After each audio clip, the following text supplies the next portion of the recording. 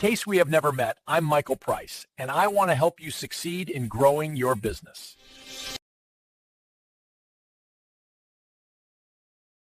Welcome, I'm Michael Price, your host. And I'm Nancy, your co-host.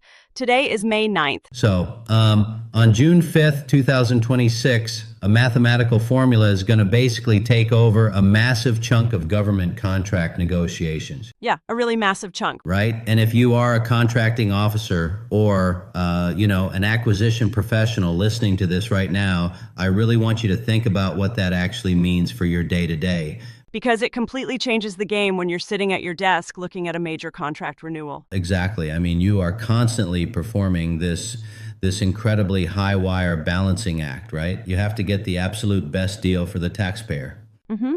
But at the same time, you are navigating this total maze of fluctuating commercial prices, complex inflation data, and vendors who will swear up and down that their supply chain costs have skyrocketed over the last quarter. And that pressure is just immense because you are essentially the final line of defense for the taxpayer. But at the exact same time, you're tasked with maintaining a healthy, functioning commercial marketplace. You know, a place where vendors actually still want to do business with the government. Right? You don't want to drive them away. Exactly. Trying to balance those two mandates is difficult enough, but doing it when prices are shifting daily across thousands of line items, it requires serious leverage. Which brings us to the mission for today's deep dive. We are looking at a really massive shift coming from the General Services Administration, the GSA. It's a huge deal. It is. We are unpacking and demystifying their new Pricing 2.0 algorithm, which officially goes live in June of 2026. Right around the corner. Yeah. And I've got a stack of sources on the table today to help us through this. We have the official GSA Pricing 2.0 release from the Interact community, a conceptual breakdown of their new market threshold calculation. Yeah. And a really detailed 10-step numerical example of exactly how this math is going to work. And look, I know the phrase mathematical algorithm might make some people instantly tense up. Oh, for sure. Or, worry that a computer is coming for their job. But stick with us because while there is some really rigorous math under the hood here, at its core, this deep dive is a guide for you. It's really a story about a new tool belt. The tool belt. I like that. Yeah, this is about giving contracting officers an automated filter to weed out extreme outlier prices instantly, so you can maintain your pricing flexibility and focus your negotiation skills where they actually count. Okay, let's unpack this before we get into the actual mechanics of the calculation. Yeah. Let's talk about the philosophy driving this change. Good idea. The GSA's multiple award schedule, the MAS program, it already provides significant market savings to the government, right? It does. It generally works very well. So if the program is working, why are we overhauling the pricing algorithm now? It fundamentally comes down to trust and the perception of consistency. Okay. The source documents actually acknowledge that the current MAS program delivers value. However, there have been these persistent, isolated cases of overpricing that somehow slip through the cracks. Like weird outliers. Exactly. And even if those cases are statistically rare, they are incredibly damaging. Yeah, I can see that. When an extreme outlier price gets approved, it erodes taxpayer confidence and creates this terrible headline risk. It damages the reputation of federal procurement as a whole. Oh, definitely. Nobody wants to be the one who approved a $1,000 hammer. Right. So Pricing 2.0 is explicitly designed by the GSA to address those specific outliers. Mm-hmm. Reduce that reputational risk and, enforce a consistent marketplace. So it's essentially a reputational shield. Exactly. And the way they are building that shield relies on two major structural changes to the algorithm. Big change number one is what they are calling the commercial price anchor. A very fitting name. Right, so the new market baseline is strictly capped at the lower of either the current model's formula or the minimum observed commercial price. That is a massive paradigm shift. It is a hard, automated cap tied directly to the public market. The logic makes total sense when you frame it around everyday life. Mm-hmm. Honestly, think about looking for a new apartment. Okay, yeah. If you were trying to negotiate rent, you don't just want to know the average rent of the entire building. If the landlord is publicly advertising a move-in special on their website for, say, $1,000 a month, you don't want to start your negotiation at $1,200 just because that's the building's historical average. Right, you'd be getting ripped off. Exactly. You want to anchor your starting point to the absolute lowest floor they are currently offering to the general public. That apartment analogy captures the exact mechanism at play here. The government is essentially drawing a line in the sand and saying our baseline pricing simply cannot drift above the best commercial rates publicly available. Which seems totally fair. It is. But notice the wording in the sources. It establishes a mathematically sound starting point. It's a baseline anchor, not an impenetrable ceiling. Ooh, that's an important distinction. Very important. It still allows for fair profit opportunities, but it forces the vendor to justify any upward movement from that absolute floor. And that upward movement leads us directly to big change number 2, which is the adjusted price proportional premium. Yeah, this one is huge. Under pricing 2.0, they're reducing this premium by a staggering 50% from current levels. If we connect this to the bigger picture, by slashing that premium in half, the algorithm is tightly controlling how far a price is allowed to float upward from that newly established anchor. Right? It significantly reduces excessive price variability for identical commercial items. Okay, so we understand the why. The GSA wants to protect the taxpayer with a lower anchor and a much tighter leash on those premiums. Let's actually pop the hood on this algorithm now. Let's do it. The sources provide a really rigorous 10-step calculation to establish the final market threshold, but rather than just reading down a list of dense numbers, let's group these steps conceptually so you can see the engine at work. That'll make it much easier to follow. Yeah. So the first phase, which covers the first couple of steps, is all about finding the floor. This is where the algorithm forces a showdown between two competing data points to find that commercial price anchor we just talked about. Right. So on one side, the algorithm looks at the minimum observed commercial price. Say out in the wild, the absolute cheapest a vendor is selling a specific widget for is $11.25. Okay, $11.25. Got it. On the other side, the algorithm calculates its own internal benchmark. This is a baseline average that combines median government order prices, catalog medians, and average minimums. Lots of data points. Tons. And let's say that internal math spits out $9.90. So the system looks at the $11.25 commercial minimum, compares it to the $9.90 internal baseline, and it ruthlessly picks the lesser value. Wow, just like that. Just like that. There's no negotiation at this stage. The $9.90 wins, and the floor is strictly set. Yeah, which moves us into the second phase of the algorithm, accounting for the economy. Right, because prices don't exist in a vacuum. Exactly. Once we have our $9.90 floor, we have to adjust for inflation.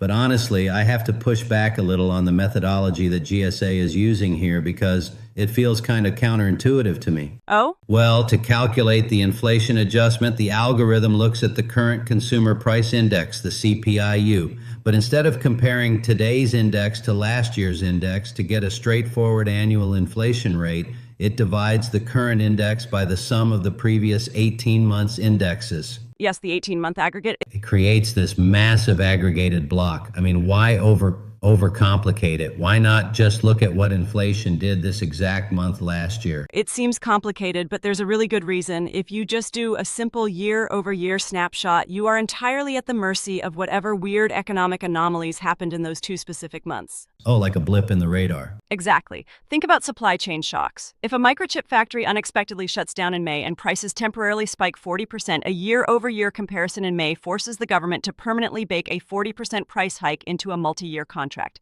Okay, so a 1-month anomaly essentially becomes a 5-year burden for the taxpayer. Exactly the problem. By taking the current value and weighing it against a massive 18-month aggregated block, the algorithm effectively dilutes sudden spikes. That makes a lot of sense, actually. Yeah, it acts as a massive shock absorber, smoothing out erratic month-to-month volatility. It blends the recent past to create a much more stable, reliable inflation trend line. Okay, so then the algorithm applies that smoothed out inflation percentage to our $9.90 floor. Right, and in our source example, that gives us an allowance of 5.99%. So the $9.90 gets multiplied by 1.0599, which gives us a slightly bumped up inflation-protected baseline of $10.49. Exactly. It protects the vendor from general inflation, but protects the government from sudden temporary panic pricing. Okay, so we found our floor, and we've accounted for the economy. Now we enter the third conceptual phase, adjusting for buying power. This is where scale comes into play. Right? How does the algorithm actually adjust for the sheer volume and scale of federal purchasing? It applies that price proportional premium we mentioned earlier, but it does so on a sliding scale based on price tiers. So not a flat rate across the board. No, not at all. Lower priced items, say a $10 box of pens, get a slightly higher percentage bump as a premium. But as the dollar value of the item goes up, the algorithm tightens the premium percentage significantly. Okay, so applying that to our example, the premium is 122.87%. We multiply our $10.49 down by 1.2287, and we get what they call the base model threshold, which is $12.89. Correct, but then beyond the price of the item itself, the algorithm factors in overall volume. Right. Step 7 in our source material. The system looks at the median price from transactional data reporting the TDR data, and it multiplies it by the estimated annual demand quantity. It pulls this demand data from places like GSA Advantage and FedMall on a rolling year basis, right? That's right. This is where the map gets genuinely clever. The system basically calculates the estimated annual sales volume for an item. So in the example, the TDR median is $10.74, and the annual demand is 241,066 units. Which means we're looking at over $2.58 million in estimated annual sales. Wow. Okay. So if the government is only buying, say, $50,000 worth of an item a year, the algorithm applies a fairly standard variance. But if the government is buying millions of dollars of this item, it fundamentally changes the rules of the game. For high-volume purchases, the algorithm applies what it calls a demand-adjusted threshold. It strictly limits the allowable price variance. How strict are we talking? Well, in the source example, for an item with over 1 million in annual sales, the algorithm tightly restricts the variance to just half a standard deviation. Half a standard deviation, which in this math comes out to just $2.36. Right.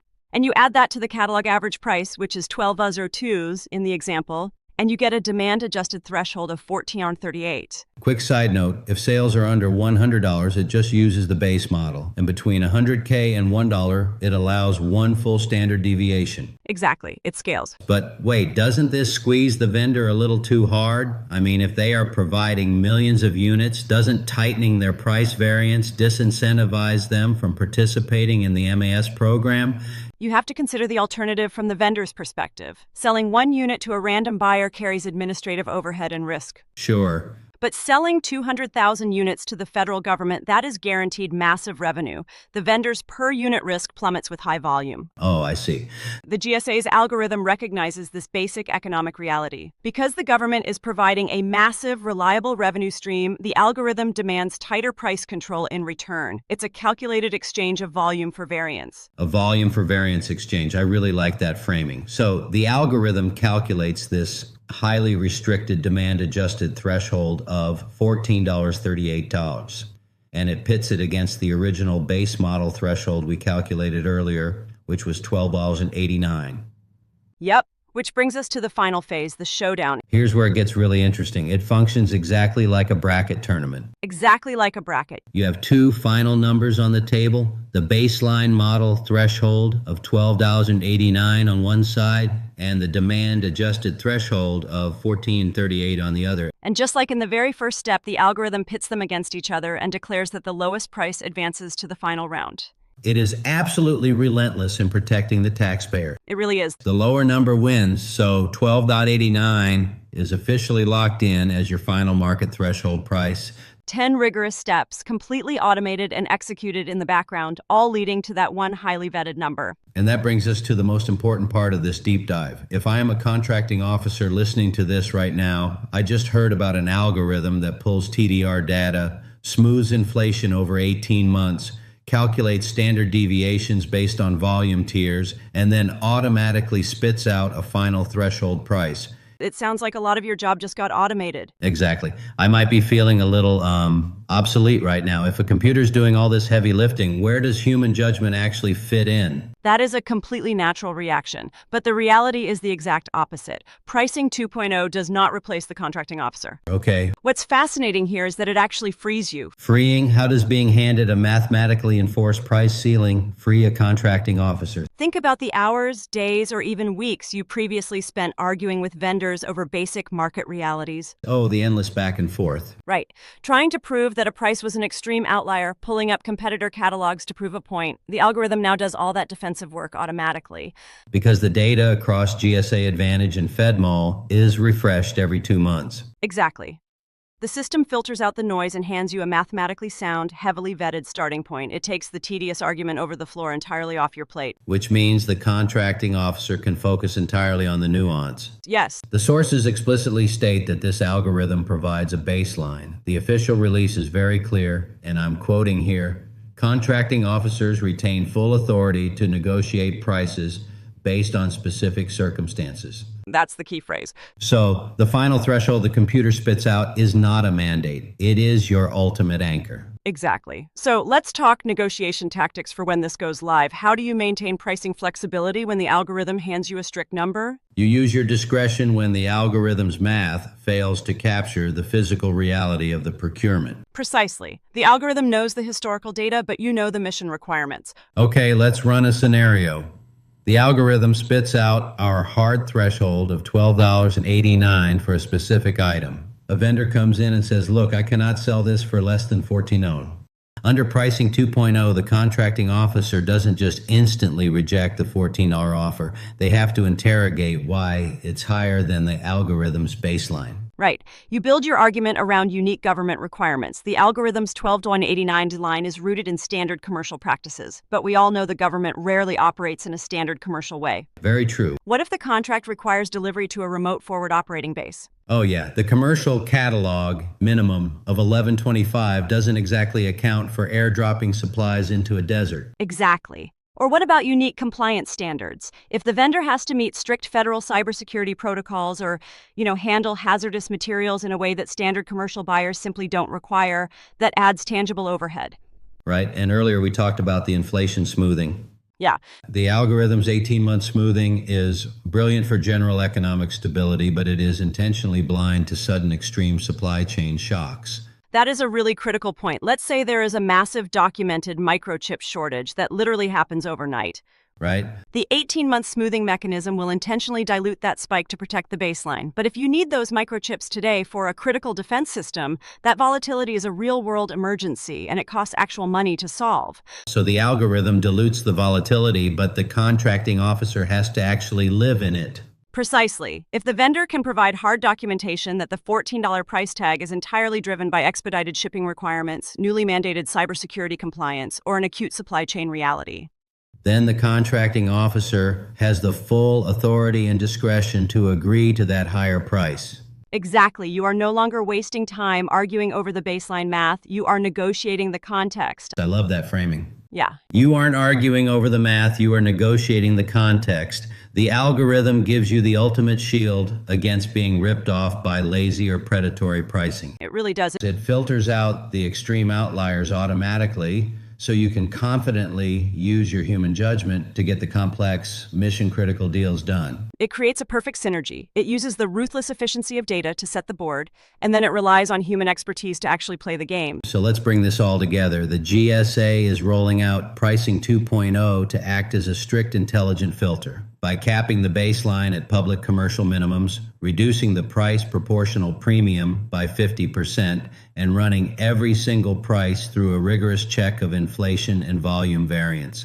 It hands contracting officers a mathematically sound anchor. Yes, it strips away the extreme outliers, acts as an economic shock absorber, and leaves you with a clean slate to do what you do best, negotiate based on the unique real-world needs of the federal government. Absolutely. So, what does this all mean for the future of federal procurement? Well, I want to leave you with something provocative to consider as June 2026 approaches. We've established that this new algorithm strictly anchors government prices to the minimum observed commercial price, right? It is an automatic, hard-coded link to what vendors are doing in the public sphere. So as the system goes live, how might commercial vendors strategically alter their public minimums and catalog prices? Oh, wow, wait. Yeah, if a vendor knows that heavily discounting an item for a quick one-off weekend sale to the general public will now automatically drag down the ceiling for their massive multi-million-dollar government contracts, will we see the end of steep commercial discounts? That is a wild thought. The algorithm fundamentally changes the rules of the game, and it is going to be incredibly fascinating to watch how the commercial market changes its pricing strategies to avoid, sinking their own government baselines. That is a brilliant point. The government is changing the anchor. And the commercial players are going to have to totally rethink how deep they drop their lines. Exactly. Well, to all the contracting officers and acquisition professionals out there, thank you for joining us on this deep dive. Keep trusting your expertise, keep looking for the real-world context behind the data, and most importantly, keep questioning the numbers behind the deals. It is a complex maze out there, but with Pricing 2.0 in your tool belt, you're going to be a whole lot better equipped to balance the scales. If you found this video helpful, please consider donating to helpallvets.org. Thank you.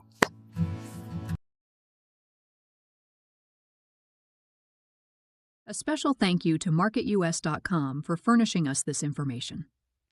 You can reach them at MarketUS.com or call them at 954-636-3232. Before we go, this deep dive was created by the MarketUS.com team. Let us know your thoughts in the comments below. It's right below the subscribe link.